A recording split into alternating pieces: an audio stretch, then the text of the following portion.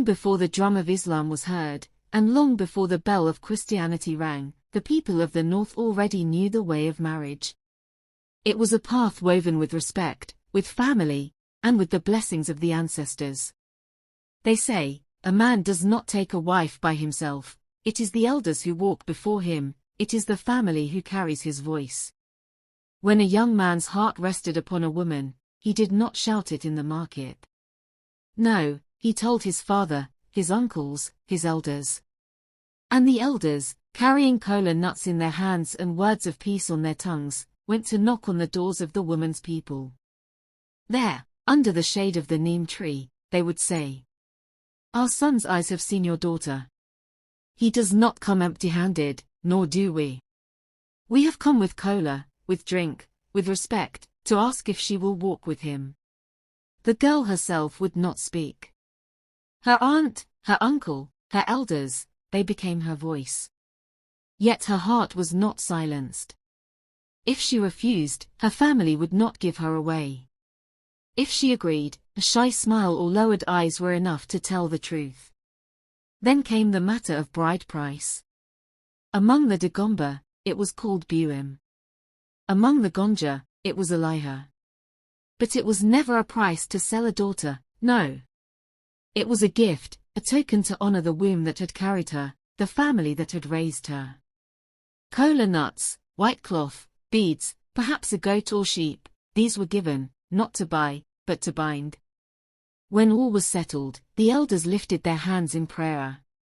Some called on the gods of the land, pouring libation to the ancestors.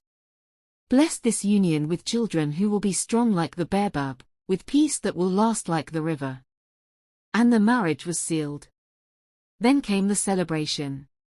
The drummers beat the lunga and the gonya strings wept with joy.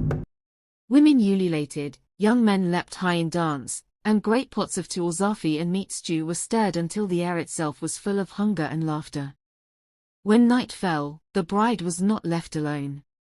Her sisters, her aunts, her friends, they gathered around her, singing the old songs. A daughter does not walk alone.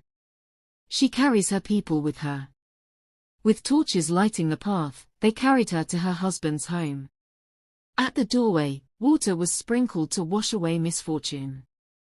She stepped across, not just into a house, but into a new family, a new life. In the days that followed, her people would visit, to see if she was well, if her smile was still bright. And the groom, if he was wise, continued to send kola, meat, or cloth to his in-laws, a reminder that the bond was still alive. And when children were born, the old women would smile and say, "The ancestors have accepted. The marriage is fruitful. The fire of the family will never die." And so it was, long before the new faiths came. Marriage in the North was not just the joining of man and woman, it was the weaving together of clans, of ancestors, of futures yet unborn. Lessons from the story. Marriage is a family affair. A person does not marry alone, it is the families and elders who guide, support, and bless the union. If you like this story, don't forget to like, share, and subscribe. Thank you.